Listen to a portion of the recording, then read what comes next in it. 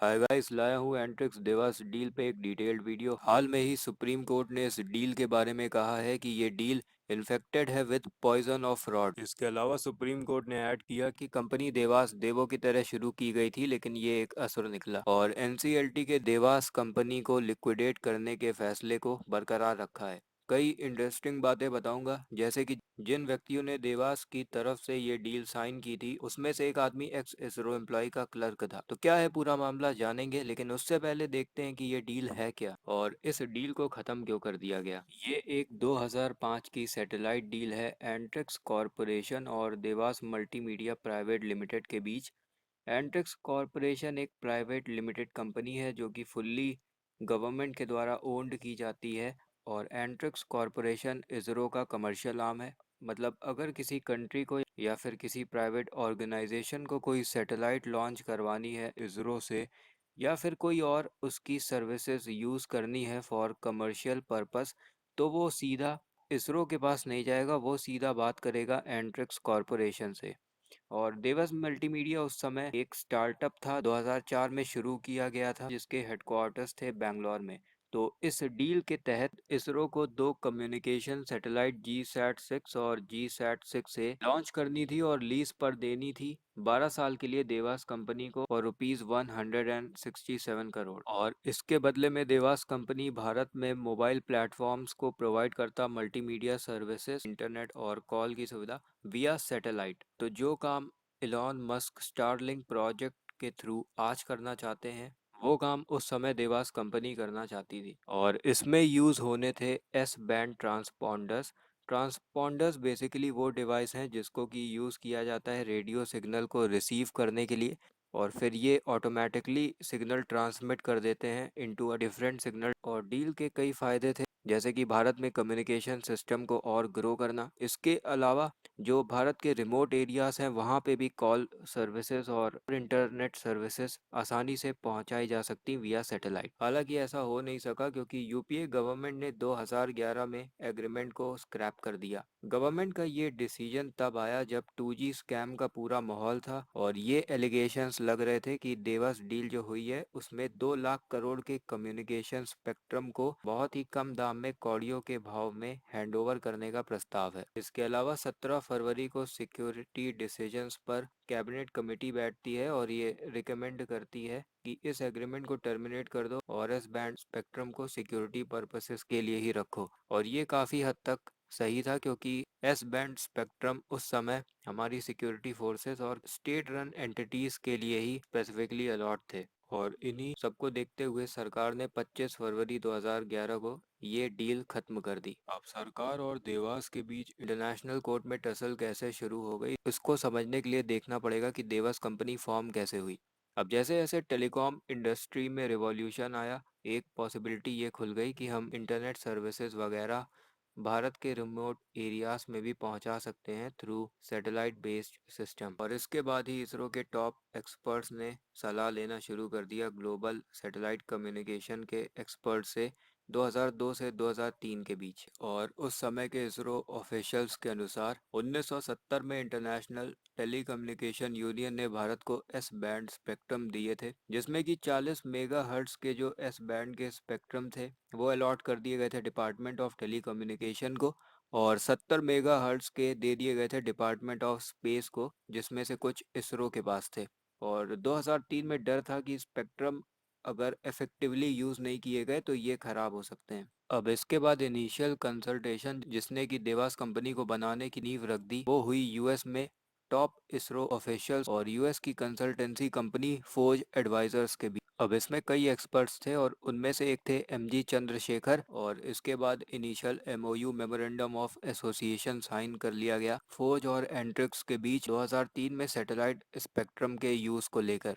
और इसका एम सीधा सा था कि भारत में कम्युनिकेशन सिस्टम को और ग्रो करना है। लेकिन बाद में एमजी चंद्रशेखर इसरो के फॉर्मर साइंटिफिक सेक्रेटरी के नेतृत्व में बैंगलोर बेस्ड स्टार्टअप शुरू कर दिया गया Dewas digitally enhanced video and audio services के नाम से, और 2004 में ये कंपनी इनकॉर्पोरेट कर दी गई। और 2005 में जब कैबिनेट ने इसरो को अप्रूव कर दिया कि आप जी सैट 6 बनाइए सैटेलाइट बेस्ड वीडियो और ऑडियो सर्विसेज प्रोवाइड करने के लिए, इसके बाद ही देवास ने कई फॉरेन इन्वेस्टर्स को अट्रैक्ट करना शुरू किया और करीब 580 करोड़ रुपए की फॉरेन इन्वेस्टमेंट देवास ने हासिल कर ली, जिसमें कि मॉरिशस बेस्ड कोलंबिया का पैसा लगाया। जर्मन फर्म ड्यूश टेलीकॉम ने 99.2 मिलियन डॉलर की इन्वेस्टमेंट लाया, लेकिन बात तब बिगड़ी जब 2011 में ये डील स्क्रैप कर दी। अब डील स्क्रैप करने के बाद ही कोर्ट कचहरी शुरू हो गई और देवास और इसके जो फॉरेन इन्वेस्टर्स थे भागे भागे गए और इन्होंने वेरियस इंटरनेशनल ट्रिब्यूनल्स और कोर्ट्स को अप्रोच किया कंपनसेशन के लिए। और देवास को करीब international chamber of commerce tribunal की तरफ से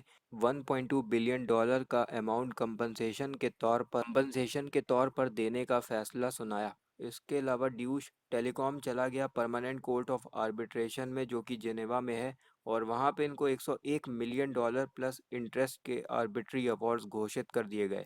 मॉरिशियस इन्वेस्टर गए इंटरनेशनल ट्रेड लॉ ट्रिब्यूनल में और वहाँ पे इनको 111 मिलियन डॉलर के आर्बिट्री अवार्ड्स घोषित किए गए। और दोनों ने ही दलीलें ये दी, जर्मनी और जर्मन इन्वेस्टर्स की तरफ से दलीलें ये दी गई कि इंडियन जर्मनी की जो बायलैटरल इन्वेस्टमेंट ट्रीटी है वो इस डील के स्क्रैप होने से टूटी है और हमें इसके बदले में कंपनसेशन चाहिए। इसी तरीके मॉरिशियस इन्वेस्टर्स भी पीछे नहीं थे और इन्होंने कहा कि इंडिया मॉरिशियस की भी बायलैटरल इन्वेस्टमेंट ट्रीटी है और वो भी ब्रेक हुई है, तो हमें भी कंपनसेशन दो। इसके अलावा देवास यूएस कोर्ट में भी चला गया और वहां पर भी 1 बिलियन डॉलर के आर्बिट्री अवार्ड कंफर्म कर दिए गए। एंट्रिक्स को 1 बिलियन डॉलर का अमाउंट देवास को देने का ऑर्डर आया और लगातार इंडियन गवर्नमेंट इंटरनेशनल कोर्ट्स में हारती चली गई और आरोप ये लगे और आज भी लगते हैं कि यूपीए गवर्नमेंट ने सही तरीके से सरकार का पक्ष इन इंटरनेशनल कोर्ट्स में नहीं रखा। अगर ये कहते हैं कि नेशनल सिक्योरिटी का इशू है इसलिए हमने डील स्क्रैप की है, तो शायद भारत का पक्ष और मजबूत होता।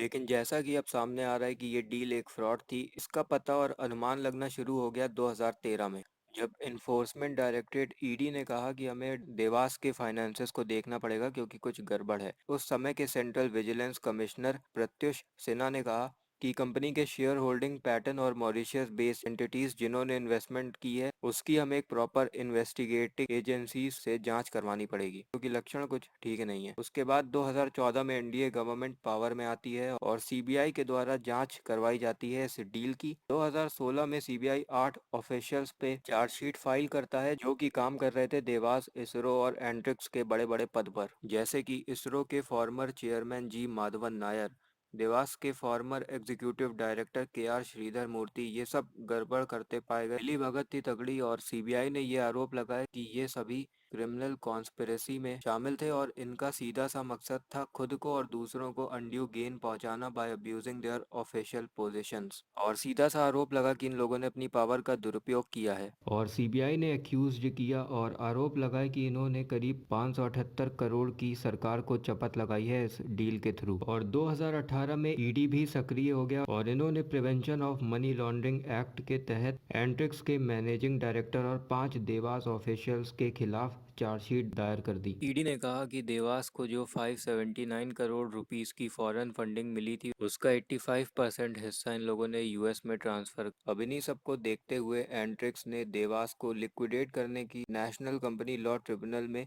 जनवरी 2021 को फाइल कर दी और कहा कि ये कंपनी फ्रॉडलेंट मैनर में बनी है और अनलॉफुल पर्पसेस। इसके अलावा ये भी बताया कि एंट्रिक्स के साथ जिन लोगों ने ये डील साइन की थी उसमें से डील साइन करने वाला एक इसरो ऑफिशियल का क्लर्क भी था जिसका नाम था एम उमेश और इसने देवास मल्टीमीडिया को ex ISRO employee D Venugopal के साथ रजिस्टर भी करवाया था। हालांकि बाद में देवास ने इस फैसले के खिलाफ अपील की और दलील में ये कहा कि सरकार हमें आईसीसी के द्वारा जो ट्रिब्यूनल अवार्ड्स घोषित किए गए हैं वो देना नहीं चाहती है और ये एक रॉन्ग मैसेज सेंड करेगा इन्वेस्टर्स को। लेकिन सुप्रीम कोर्ट ने ये सब दलीलें डिसमिस कर दी और कंपनी को लिक्विडेट करने के फैसले को बरकरार रखा। सुनवाई के दौरान सुप्रीम कोर्ट ने इस डील को कहा कि ये डील इन्फेक्टेड है विद पॉइजन ऑफ फ्रॉड। अब जैसे ही सुप्रीम कोर्ट का ये फैसला आया, फाइनेंस मिनिस्टर सीतारमन ने ये कहा कि सुप्रीम कोर्ट का फैसला ये प्रूफ है कि कांग्रेस ने अपनी पावर का मिसयूज किया है। इसके अलावा गवर्नमेंट पूरी कोशिश करेगी कि टैक्स पेयर के मनी को बचाया जाए और गवर्नमेंट अपोज करेगी जितने भी ये इंटरनेशनल अवार्ड्स देवास को दिए गए हैं और यूपीए पे आरोप लगाए और इसको सपोर्ट करने के लिए उन्होंने बताया कि जब आर्बिट्रेशन बिगेन हुई थी तो 2011 में